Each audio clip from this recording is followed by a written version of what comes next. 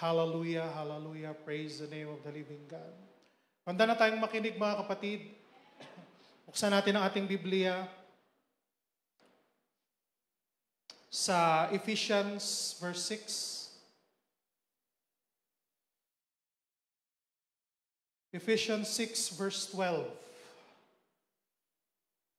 Sabi sa King James Version, "For we wrestle not against flesh and blood, but against principalities, against powers, against the rulers of the darkness of this world, against spiritual wickedness in high places."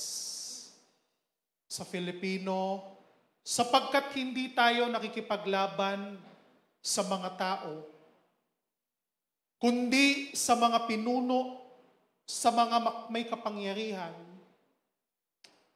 sa mga tagapamahala ng kadilimang umiiral sa sanlibutan ito, sa mga hukbong espiritual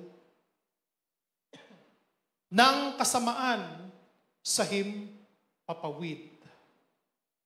So sabi ng Biblia, we are wrestling, nakikipaglaban tayo sa mundo na ito. Praise the name of the living God. Alam nyo, of course, ngayong season na ito, malapit na ang undas, tawa, nitong next week. Ngayon ba? Next week. Yan. So, marami na namang mga parties, marami na namang mga events. Sometimes, bilang isang Christian na empleyado, sometimes may challenge, no? Kung ikaw ba'y magko-compromise, kung ikaw ay nasa office, nasa workplace, may challenge palagi sa atin, no? Sa ganitong season. Remember, naalala natin dati, nag-lecture na tayo about sa Halloween. Alam natin na it came from the Celtic group o Celt group sa Europe. And then, they have yung tinatawag nilang mga Druid priest, di ba? Alam na natin yan. At nadala yan hanggang sa ating henerasyon ngayon, pasa-pasa, naging tradisyon, naging nakaugalian. But, alam natin, throughout the years na pag-aaral natin ng Word of God, na ito'y sumasalungat sa kung ano ang totoong purpose ng mga gawain na ganon at sa salita ng Panginoon. Kaya nga nakita natin sa ating culture, sa ating generation ngayon na napakalakas ng hatak, di ba, ng ating kaaway pagdating sa mga ganitong bagay.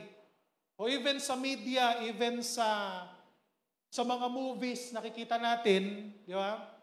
Naalala niyo yung maraming paborito yung movie nung nakaraan, yung title niya ay Twilight, di ba? Saga, di ba? Love story. Alam na yung story na yon, yung tungkol sa vampire na nagka-crush sa isang high school. O yung isang high school nagka-crush sa isang vampire. Familiar kayo doon, napakadaming nun. Nagsimula sa book, novel, tapos naging movies. At ang daming nahibang, no? Daming nahumaling sa love story ng isang tao at sa isang vampire. Kita nyo kung saan nakikita natin na parang ginagawang anong tawag ito? Ginagawang normal, ginagawang romantic, no? Na kung saan pinoportray na pwede kang magkaroon ng romantic relationship sa mga evil forces, diba? Evil or sabihin natin demonic entity na mga ganyan, no? Mga vampire. At okay lang siguro manood ka kung adult ka na, pastime sa mga ganyan, parang wala kang magawa, gusto mo lang palipas ng oras. Kaso, kapag ka ang mga kabataan ang nakakanood, medyo dangerous. Kasi ang mga bata nagde-develop ng kanilang pangunawa at minsan nakukuha nila na pwede pala na ang isang katulad ko ay ma-in love sa isang, di ba, bagay na ganon. Ganon din, ngayon sa Netflix, kung manonood ka, movie din ito, nasabi ko na to dahil yung title ng movie is Lucifer. Diba? Kung sa love story pa rin, na ang isang babae ay pwedeng ma-inlove kay Lucifer dahil merong good qualities at mabuti. Pinoportray naman na si Lucifer, si Satan, ay mabuti. Which is contradicting sa Biblia. Dahil sabi ng Bible, si Satan, walang ibang ginagawa kung hindi masama. So never gagawa ng mabuti ang ating kaaway sa iyo. Maybe, susubukan kanyang itrik, susubukan kanyang dayain, but at the end of the day, hindi siya gagawa ng mabuti para sa iyo or para sa ikabubuti mo. At ngayon, may bago na naman lumabas, nakita ko sa social media, na-research ko rin. Sa Netflix na naman, may bagong movie na naman. Itong si Carlo Aquino ba yun? At sino yun? Lagi lumalabas pagkalagaan ako sa social media Tinignan ko, mayroon nga. At nakita ko nasa top trending ng movies. Sino ba yung babae? Jasmine ba yun? Curtis, yan. Si Ann Curtis, yung kapatid niya yata, Jasmine Curtis. So, ganun din yung story. About sa vampire na nagkainlaban, normal na tao. So, dangerous sa mga kabataan na mapanood na, fantasize sila na pwede pala. Lalo na yung mga kabataan ngayon, iba. Parang, iba kaya mga parents, bantayan natin. At mayroon pang isa, no? Yung title naman niya, cartoons, Netflix pa rin. K-pop Demon Hunters. Kung saan sila ay parang mga K-pop idols na hindi ko alam, binabasa ko lang yung reviews. Cartoons ito. Tapos, ganun din, ang audience ay mga bata na kung saan okay lang na maging normal. Okay lang na yung isang member ng kanilang group ay may lahing Satan, di ba? Half Satan and half human, something na ganyan. At ganun din, gumagawa para sa kabutihan. At nakita natin, ito, same ditong Halloween. At nakita natin, Satan is succeeding in deceiving the world. Alam natin yung kaaway natin, mga kapatid, hindi ito biro. He is real. Sa Bible, napakaliwanag ng ating kaaway. Si Satan is rebelling against the authority of our Almighty God. Mula noon hanggang ngayon. Kaya sa Satan, laging nag-o-oppose sa word ni Lord. At inuudyukan ang mga tao at linalatagan ng mga events, ng mga culture, mga traditions, ng mga nakagawian, na nakasanayan ng mga tao, especially tayong mga Filipino, marami tayong mga nakaugalian, mga nakasanayan, mga namana sa ating ninuno. Ngunit pag atin pala itong research ay nanggaling sa mga occult, nanggaling sa mga practices, di ba? Evil and demon worships at nagsusugarcoat lamang sa parang event, parang katuwaan, pero ang realidad, mga kapatid, nagtatago roon ng isang spirito ng kadiliman na pag hindi natin binabantayan at sometimes napabayaan natin, akala natin yung pinapanood lang ng mga anak natin, yung pinafollow lang ng mga anak natin, simpleng cartoons lang, simpleng mga awitin lang, simpleng mga bagay. Ngunit ito pala ay trick, di ba? Or treat, kaya nga, ng ating kalaban. Kaya nga sa atin bilang Christian, proud ako sa mga parents na binabantayan ng kanilang mga anak.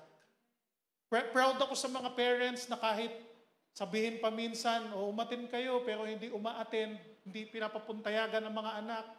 Kahit pa siguro sa mabawasan ng grade. Diba? Yung mga costume party, yung mga pagandahan ng party. Diba? Naalala ko tuloy yung nakita kong picture na sumali sila ng party, pero yung anak niya, binihisan niya ng puro green. Tapos parang walang salawal, yun yung pinaka-costume. Sabi ng comment, bakit naman ganito ginawa mo sa akin, nanay? Sasali kasi ng yun yung entry nila. Pero imbis na parang taong grasa. Yung costume ng kanyang anak, kawawa naman, di ba? Para lang talaga makapag-participate. Kaya, sa mga magulang na hindi hinahayaan na maging kakapart ng kanilang mga anak, palakpakan natin ang ating mga sarili. Palakpakan niyo si Lord. Kasi, naninindigan kayo sa kung ano. Ilang beses na natin itong pinag-usapan, di ba? But, alam natin na meron tayong kalaban. Merong enemy na nagbabalak lagi sa atin ng masama. Kaya nga dapat na tayong magbantay, dapat tayong mag-ingat, at dapat tayong aware. Kaya ang title ng usapan natin ngayon, pag-uusapan natin, beware of the devil's trick or treat. So why not we celebrate? O kung bakit hindi tayo nagse-celebrate ng Halloween? Because number one, because it glorifies death. Because it glorifies death. Una at pinakamahalaga, ma-realize natin, death does not come from God. Ang kamatayan ay hindi galing sa Diyos. Hindi siya ang promotor. Death is a result of man's own choosing. Ang kamatayan ay isang bagay na naging consequences dahil sa maling pagpili ng tao between life and death. Between obedience and rebellion against the Lord. So napakahalaga na alam natin na yung kamatayan ay hindi ang Diyos ang gumawa. Kung hindi iyon ay naging kinahinatnan dahil sa desisyon na pinili ng tao. So Halloween, nakikita natin, it celebrates death. At hindi tayo nagse-celebrate sa kamatayan. In fact, ayaw nga natin ng kamatayan. Whether ito ay physical or lalo na kung ito ay spiritual death na tinatawag. Sabi sa Genesis 2:16-17, sinabi niya sa tao, makakain mo ang alinmang bungang kahoy sa halamanan, maliban ang bunga ng punong kahoy na nagbibigay ng kaalaman tungkol sa mabuti at masama. Huwag na huwag mong kakainin ng bungang iyon, sapagkat sa araw na kainin mo iyon, ay mamamatay ka. So hindi si Lord ang gumawa ng kamatayan, kung hindi ang tao. Ang desisyon ng tao ang gumawa ng kamatayan. Sabi ni Lord, wag mo tong gagawin. Lahat pwede mong gawin, ito wag. Dahil sa oras na gagawin mo yan, mamamatay ka. At nung linabag ng tao yun, doon natin nakita kung ano ang mangyayari kapag ka ang tao ay sumuway sa Panginoon. Kaya nga, ngayon, alam na natin kung bakit mayroong kamatayan ang mga tao. Kaya nga, hindi natin sinaselebrate doon. Yun. Dahil meaning ng kamatayan, babalik tayo sa tinatawag nating the fall of man. Kung walang the fall of man, walang death. Dahil may the fall of man, merong death. Kaya naman tayo ay malungkot at hindi natin sineselebrate ang death. Because yun ang nagpapaalala sa atin ng the fall of man. Sa Tuesday, meron na namang training yung mga leaders. Yan yung isa sa topic natin. So, himay-himayin natin yan dyan. At ngayon, daanan lang muna natin. So, ganun ang tao, matigas ang ulo. Pag sinabing wag, gagawin. May naglagay ng paskil, wag hawakan, basa ang pintura. Alam mo kung anong ginawa ng tao, ginanon. Ay, basa nga. Iunas pang ganun sa damit. Ay, nagkalat na ako. Diba? Lalo, siguro bata, or kahit matanda, may makulit eh. Bagong paint, bagong spray, wag hawakan ha. Ganunin talaga natin. Ay, diba? Bakit ba hindi mapakali yung tao na pag sinabing dangerous, high voltage, hahawakan, wag tumawid, nakakamatay. Sandamakmak ang tumatawid. Hindi ba tayo nagtaka dyan sa ugali nating mga tao na yan? Meron namang overpass. Tawag yan? Overpass, di ba? May malaking karatula sa harap. Huwag tumawid. Bawal. Nakakamatay. Doon nagtawiran ng mga tao. Ang nag-a-adjust na lang yung mga mga nagsasasakyan. Kaya nagkanda ano-ano na yung traffic. O, marami, alam natin yan, yung pagwag, parang naku-curious tayo. Kaya nga minsan, ang strategy na ng mga parents, galawin mo. Mainit ang takuri, hawakan mo. Kasi pag na-experience daw kasi, matututo. Kaysa yung pagpalagi mong, wag. Ewan ko kung mag-workout sa inyo yun sa pagpapalaki ng anak nyo. Pero minsan, karamihan, kung hindi lahat ng mga tao, pag sinabi mong wag, yun ang curious, di mapakali. Talagang meron dyan. Ay, yun lang pala. O wag mo na magbo-boyfriend habang nag-aaral. Wag mo na mag-girlfriend. Yung mga bata naman, ano ba meron dyan? Sarap talaga. Talaga, parang kinikilig ako. Tapos pag natikman na, yun lang pala yun, sira na kinabukasan din. Yun lang pala yun. Wala naman palang nakakaumay pala yun. Pero yung buhay, yung future, di na maibabalik. Yung opportunity.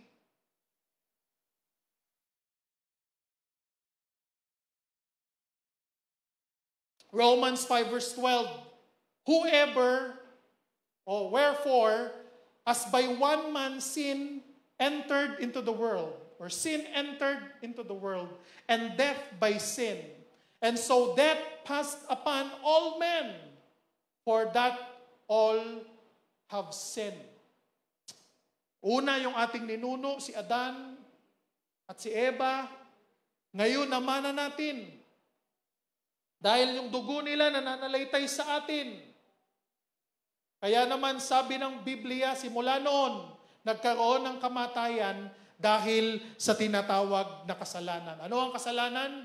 Muli, uulitin ko, ang paglabag sa kautusan. Yun ang sin. Ma-curious lang mang tayo, nagkakasala na tayo. Kaya sabi ni Lord, wag mong hawakan, wag mong kainin, kaya dapat wag mong tingnan. Pero yun, hindi na overcome ng ating mga ninuno. Sabi sa Tagalog, ang kasalanan ay pumasok sa sanlibutan sa pamamagitan ng isang tao. At ang kamatayan ay pumasok sa pamamagitan ng kasalanan. Dahil dito lumaganap ang kamatayan sa lahat ng tao. Dahil ang lahat ay nagkasala. God is not the cause of death, man is. Tayo, ang ninuno natin ang dahilan. Kaya nga, hindi dapat natin i-glorify ang death. Ang Halloween ay pag-party, pag-glorify ng death. Ng evil spirits. Na lahat ng mga lamang lupa. Lahat ng mga maligno. Ano pa? O pag nag-participate ka dyan, gino-glorify mo yung mga entity na yan. Evil spirit, mga demonic. Okay, sometimes napipressure tayo sa office. O sometimes nakakalungkot pa meron ding church. Inidekoran, nilalagyan ng o mga cobwebs na madami. Tayo may cobwebs pero natural, organic. Kaya kailangan linisin lagi ng mga kapatiran natin na naglilinis. Di ba? Yung iba magde-design ng ganyan, may mga paniki, may mga yung gulay, kalabasa. Tapos pupunta sila sa mga bahay, trick or treat, hihingi ng mga candy, chocolate. Kahit pa yung ganun din yung effect, pangit din. Magkakadiabetes ka. Yung mga bata, masisira ang mga ngipin. Magkakabulok-bulok, butas-butas. Magkaka-toothache. O wala ding magandang effect. Sa pagpaparticipate pa lang, sumasali na sa mga spiritual, di ba? Demonic. Tapos yung pagbibigayan ng mga chocolate, pag makakasira ng health, ng gums, ng ngipin. So, hindi natin gino-glorify ang kamatayan, mga kapatid. Secondly, because it honors Satan and demons. Halloween honors Satan and demons. Alam natin kung bakit si Satanas nagrebelde sa Diyos because gusto niya na maging katulad din ng Diyos.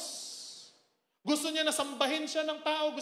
Gusto niya na mag-worship ang tao. At sa mga ganitong pagkakataon, wino-worship ng mga tao, si Satan, kanyang mga demonyo, without realizing ng iba.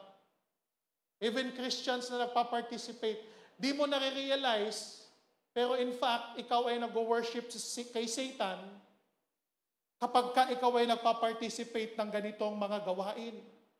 God is not honored on Halloween. God is not even mentioned.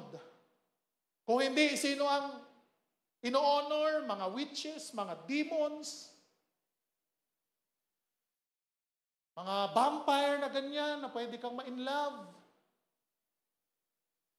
Pwede kang magka-crush sa mga ganitong bagay na hindi nagbibigay ng honor sa Panginoon. Dahil alam natin si Satan, kanyang mga demons, ay kalaban natin nung una pa lang.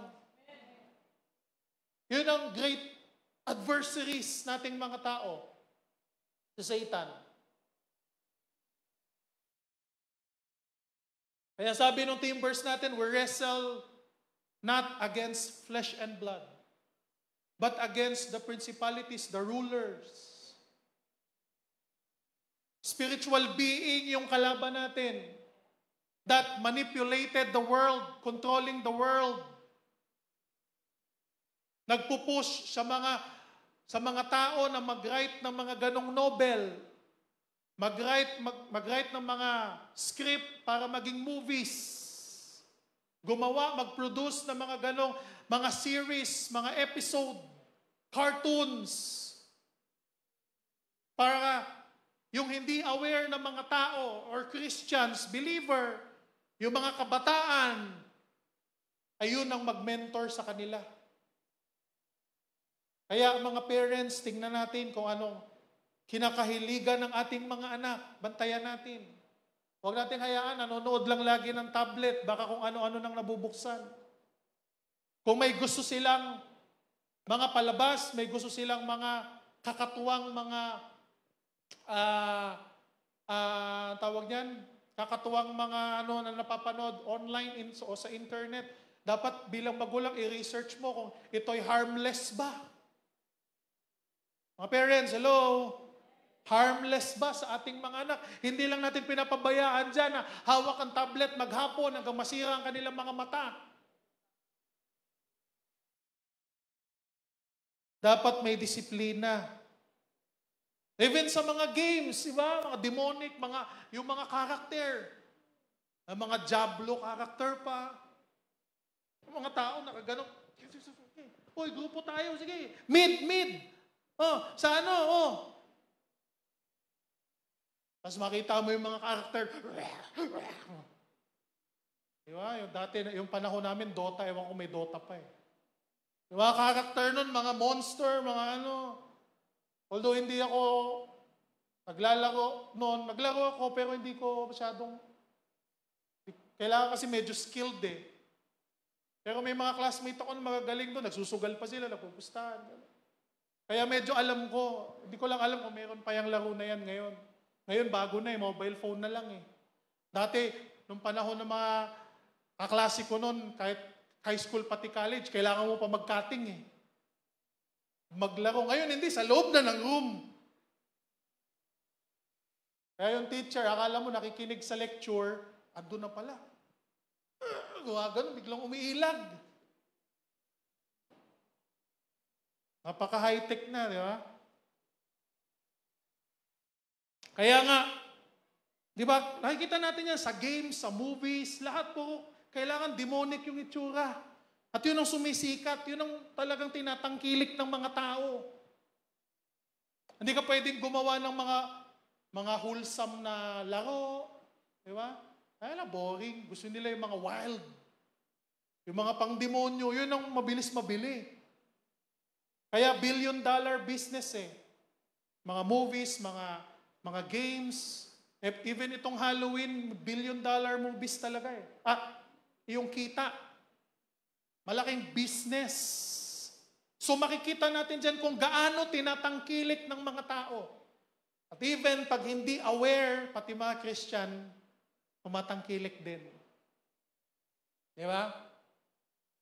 Kaya nga, alam natin na meron tayong kaaway, meron tayong kalaban. 1 Peter 5 verse 8, be sober, be vigilant, because your adversary, the devil, as a roaring lion, walketh about seeking whom he may devour. Maging handa kayo at magbantay. Ang dyablo, ang kaaway ninyo ay parang liyong, umaatungal, aali-aligid, naghahanap ng masisila. Sino kayang pwedeng masila? Ha? Ganyan yung kaaway natin. Sino kaya? Ha? Sino kaya dito yung natutulog? Ha? Medyo inaantok, hindi nakikinig. Sino kaya dito yung hindi prayerful? Sino dito yung hindi uma-attend ng mga Bible studies? Lakwatsera, sino dito yung gumigimik? Sino dito yung hindi naman dapat siya sa lugar na naroon pero naroon siya? Wala naman nakakakilala kasi. Wala naman nakakaalam. At yung enemy natin mga kapatid, laging naghahanap ng pagkakataon. Kaya nga, throughout the scripture, ang sabi, Satan is described as, sabi sa 2 Corinthians 4:4, the God of this world who blinds men's mind. He is the God, small g, of this world. Nagahari-harian sa mundo. He controls the government, the policies. Lahat ng mga nakikita natin dito, ini-influensyahan ni Satan to destroy mankind. Kaya ngayon, may bill sila na ipapasa na pwede ka na magpalit ng gender nang hindi dadaan sa korte. Pwede ka na magpalit ng pangalan. Kung ikaw ay si, ano bang pangalan? Gardo ng gabi. Magiging si Garda ka na ng Gardo ng umaga, construction worker, pagdating ng gabi, ikaw na si Garda. O pwede na magpapalit, wala nang ano-ano eh. Di ba yung binalita? Sino bang congressman yun? Yung kagandahan bill daw. Dapat ang mag-ano nun eh, ayoko na lang magsalita. Bahala na kayo. Pero yung kaaway natin naroon, sabi maging handa. Yung mga policies na ginagawa sa ating bansa, Kaya hindi tayo nagtataka bakit yung mundo, bakit parang paurong, palayo ng paluyo sa Panginoon. Kahit sa West, sa US, sa Europe, palihis, palayo ng palayo. Kahit tayo na sa Asia, ganun din, gumagaya, sumusunod. Kaya alam natin na yun ang purpose ng kaaway upang hambing, makigulo, lituhin ang mga tao. Satan's purpose is making war against God. Yun talaga, laging salungat. Kaya gusto niya ng power, gusto niya ng worship para sa Kanya. At yun ang isang paraan para ang Diyos na tunay ay makanyang magantihan, kanyang masaktan. Because we know, according to the Bible, Satan was judged, was condemned because of rebellion. Kaya siya pinalayas sa langit, itinapon, tinakwil, at wala na siyang chance na makabalik sa dating estado ng kanyang kalagayan. Kaya gusto niyang hatakin as many people as he can. Gusto niyang hatakin ang sanlibutan, ang mga tao. Kaya naman mga Christians, yun yung ating purpose, to preach the gospel. Upang ang tao ay hindi mahatak ng dyablo patungo sa kapahamakan. Kaya dapat mangaral tayo, ipakilala natin si Kristo. Kasi kung hindi natin ipapakilala si Kristo sa mga tao, tiyak na sila ay mapapahamak dahil yun ang target ng kaaway. Ang makaganti sa Diyos, ang mapahamak ang mga tao, pinakamarami na kaya niyang malure sa pamamagitan ng kanyang mga tricks, sa kanyang mga treats. Enjoyable, masaya, fantasies. Pero at the end of the day, maglalagay sa atin mga kapatid sa paglayo sa Diyos at kapahamakan ng ating kaluluwa. Kaya, number 3,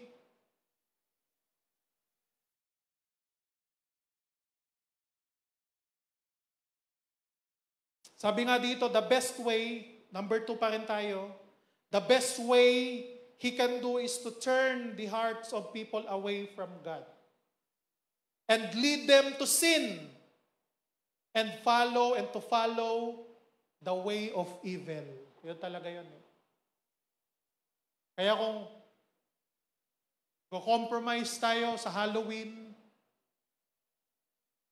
hilig natin mga demonic na movies, hilig natin mga demonic na games, demonic na music. Ano nangyayari? We follow the way of evil. Pangatlong dahilan, because people sin on Halloween. That's why dapat hindi tayo nandun. Number 3, dahil yung mga tao mas nagiging masama, mas maraming naglalasingan, mas maraming nag-aawayan, mas maraming nagtatakutan. Alam niyo ba pag nagtatakutan kayo, you sin against God. Kasi sabi ng Bible, hindi tayo binigyan ng spirit of fear ng Diyos. Kaya kung pareho kayong Christian, nagkwekwentuhan kayo ng nakakatakot na may nagpakitang maligno sa likod bahay niyo, o white lady, o black lady, o brown lady, blue, red, o kahit anong mga kulay na, pareho kayong Kristiyano, nagtatakutan kayo, may naririnig akong boses, may naririnig ako, may kumakaluskos. Di ba pwede maglagay ka ng mousetrap? Ulihin mo para wala nang kumaluskos? Hindi yung gagawa ka pa ng storya, tatakutin mo yung iba, tapos Kristiyano ka, kilala ka? Hello? Kaya kahit totoo pa na natakot ka, wag mo na ikwento. Kasi the more na inaano mo yan, lalo kang pumapasok sa ano ng kaaway. Sabi ng Bible, ikaw ay Kristiyano, walang spirito ng karuwagan sa'yo. Dapat walang bahid ng kahit anong takot ng konti. Hindi nung araw, nung wala pa tayo sa Panginoon, sa probinsya, pag inutusan tayo ng nanay na bumili kang suka sa kabilang baryo, dadaan ka pa ng sementeryo. At pagdaan mo, bebuelo ka na. Walang tinginan. Pero nung na-born again ka na, kahit ilang sementeryo daanan mo, wala na. Kasi wala na, hindi ka nahawak ng kaaway eh. Ngayon, kung kinikilabutan ka pa rin, madalas, o kaya inaano mo, minamagnify mo yung mga malilit na kaluskos,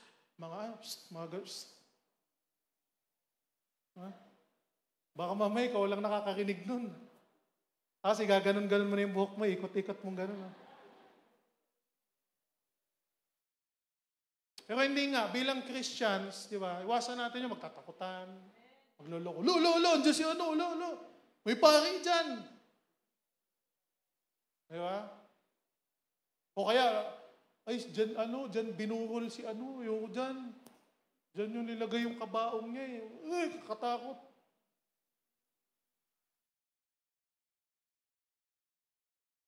Kaya nga, baguhin natin yan. Kung mahilig tayo matakot, mahilig tayo manakot, kasi alam ng mga taong Kristiyano ay hindi maganda.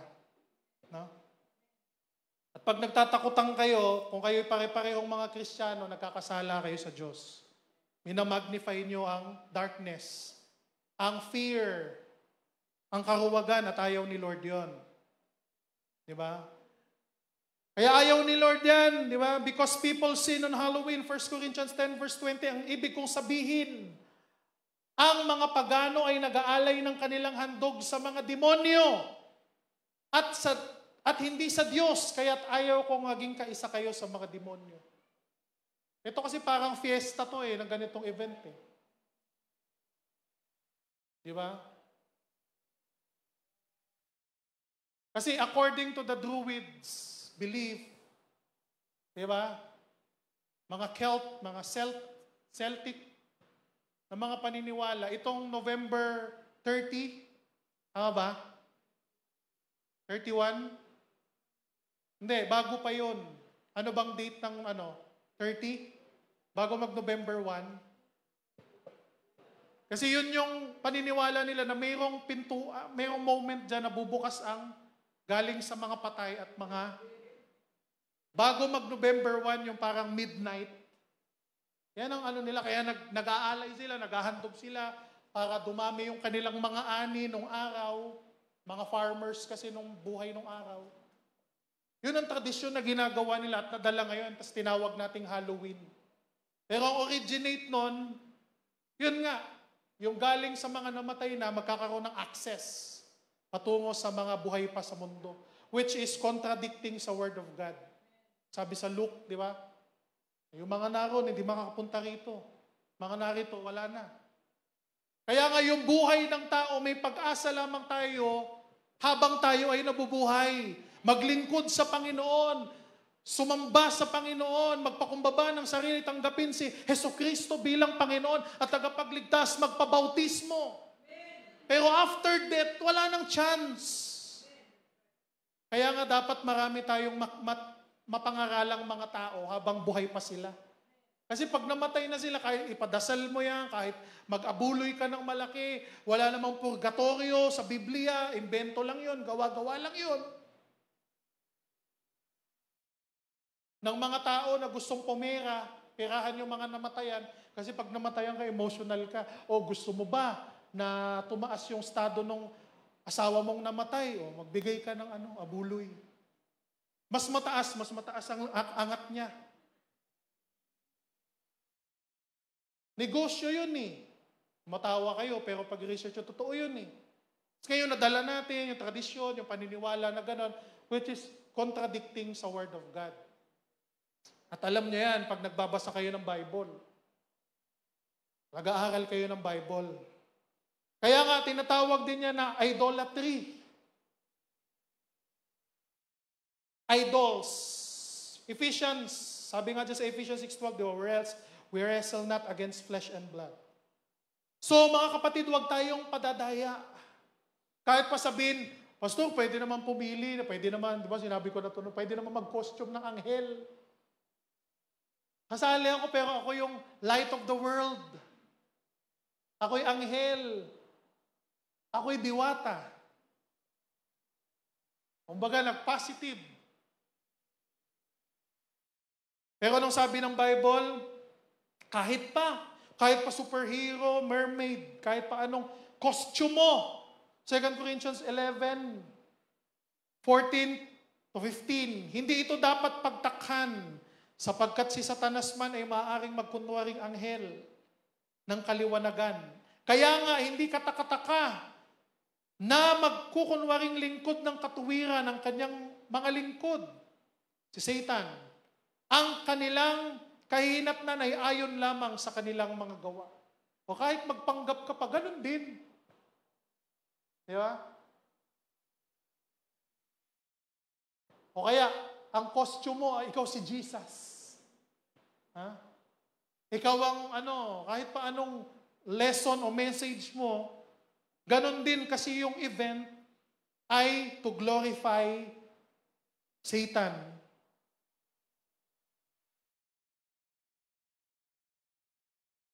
Kaya nga, napakahalaga o napaka-imposible na pag nag-participate ka nito, ginagawa mo to the glory of God. Napaka-imposible.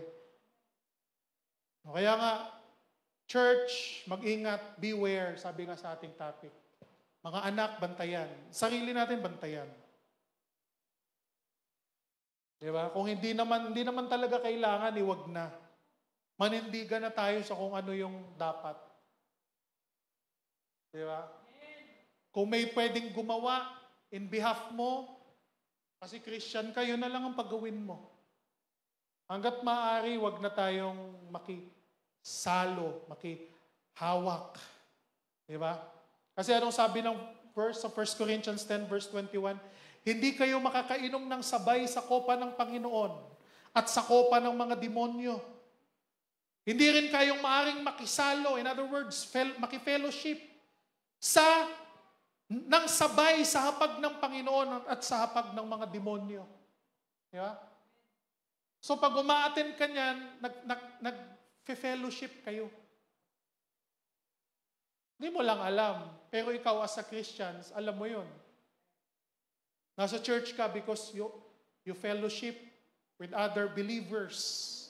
O pag nasa event ka, pag nasa party kang gano'n, you fellowship on the worldly people. At hindi yun nagbibigay of course, hindi yun nagbibigay ng karangalan sa Panginoon. Kaya Deuteronomy 11 verse 16, ngunit mag-ingat kayo, huwag kayong padadaya, huwag kayong sasamba, ni maglilingkod sa mga Diyos-Diyosan. Yeah. Diyos-Diyosan, rebulto, santo, ano pa? Even culture, tradition, event, parties, ganun din yun eh. Sama-sama yan eh. Sa work, sa office, sa schools, etc. Kung hindi ang paglilingkod ninyo ay karapat-dapat lamang sa tunay na Diyos na makapangyarihan sa lahat. For, because God Himself hates Halloween. Dahil napupuot ang Diyos sa Halloween o sa gawaing masama.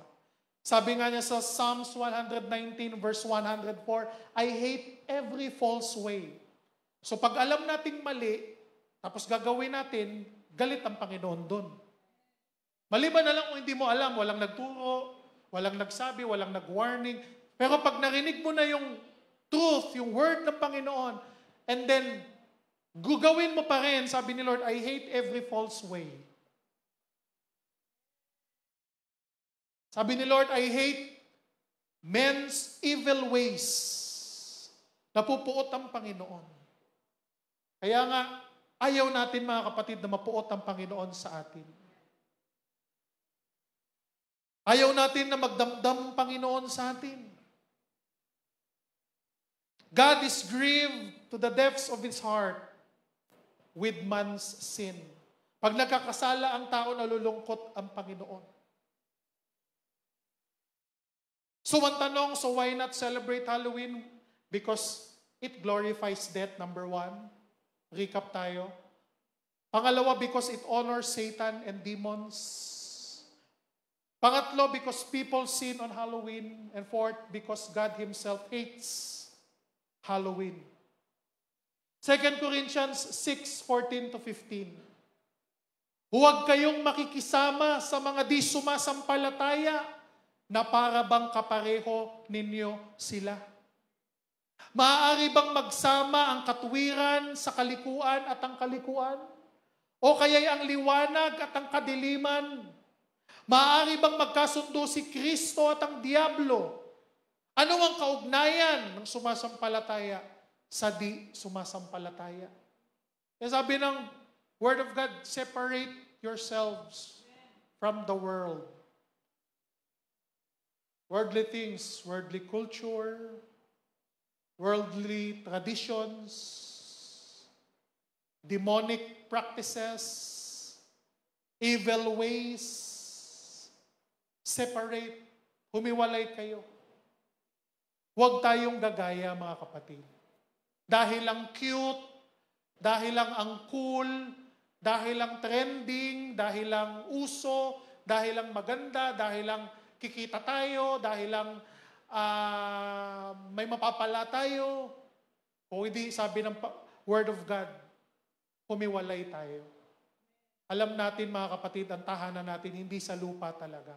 Ang tahanan na pinakaasam natin ay sa langit. Kaya ang life ng Christian ay iba. Pwede tayong makisalamuha kasi kailangan naman natin makisama sa trabaho, sa pag-aaral, sa office, sa school, sa lahat ng ginagawa natin. Pero lagi nating tatandaan, pagdating sa spiritual aspect na ng buhay natin, kailangan clear yung separation between good and evil, between darkness and light, between Jesus and Satan and his demons. Kailangan maliwanag yon sa ating buhay. 2 Corinthians 6 verse 17, kaya lumayo kayo sa kanila. Humiwalay kayo sa kanila. Sabi ng Panginoon, huwag kayong makikisama sa anumang karumihan at tatanggapin ko kayo. Hallelujah. Yun yung sabi ng Panginoon. So beware of Satan's trick, Satan's strategy, Satan's party, event, and Satan's worship. Kailangan maging matalino, mapagbantay.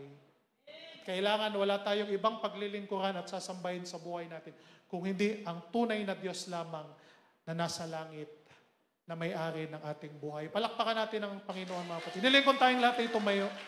Hallelujah. Praise the name of the living God. Ama naming banal o Diyos, salamat sa iyong salita. Panginoon, ikaw ay tapat. Ikaw ay tapat, Lord, sa amin. Ngunit, Lord, alam din namin, Panginoon, na ikaw ay mapanibughuing Diyos. Ayaw mo, Panginoon, na merong kang karibal sa aming buhay. Ayaw mo, Panginoon, na merong umaagaw ng oras mo, Panginoon, ng aming puso, ng aming pagnanasa, o maging, Panginoon, ng aming mga kinahuhumalingan, Lord. Salamat, Panginoon, na ang iyong salita palagi ang nagpapaalala sa amin na kung papaano kami tunay na mamuhay na ayon sa iyong kalooban. Lord, ang iyong salita ang nagpapaalala sa amin, Panginoon, na ang buhay namin dito, Lord, ay temporary lamang. Ang buhay na dapat naming pagandaan, ang pinakaasam namin, Lord, ang buhay na walang hanggan kasama ka. Kaya, Lord, tulungan mo ang bawat isa na hindi kami mahumaling, hindi kami ma-focus, Lord, sa worldly things. Hindi kami ma-distract.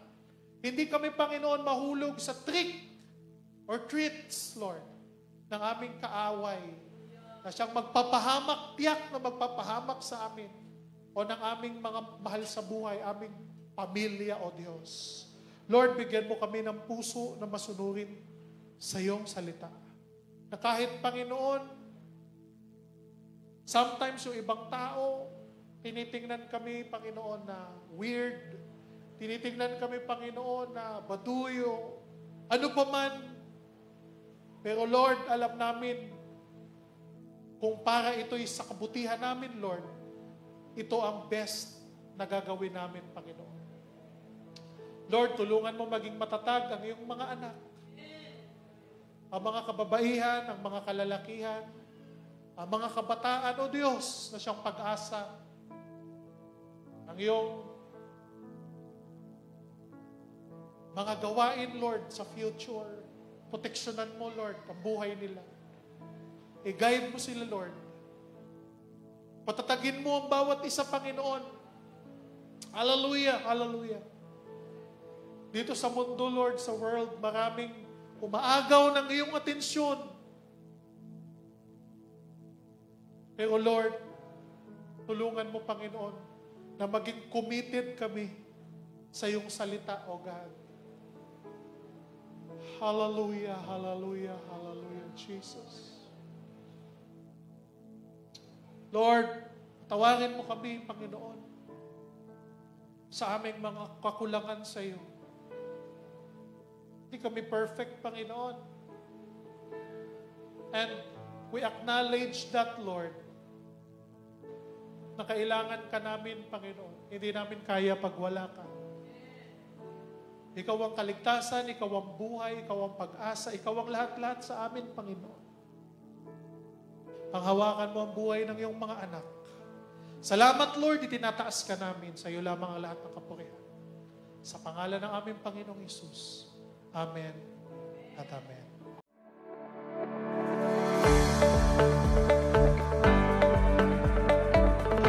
Nabuhay ang ating Panginoong Hesus. Hindi patay ang Diyos na ating sinasamba. Buhay na buhay ang Diyos.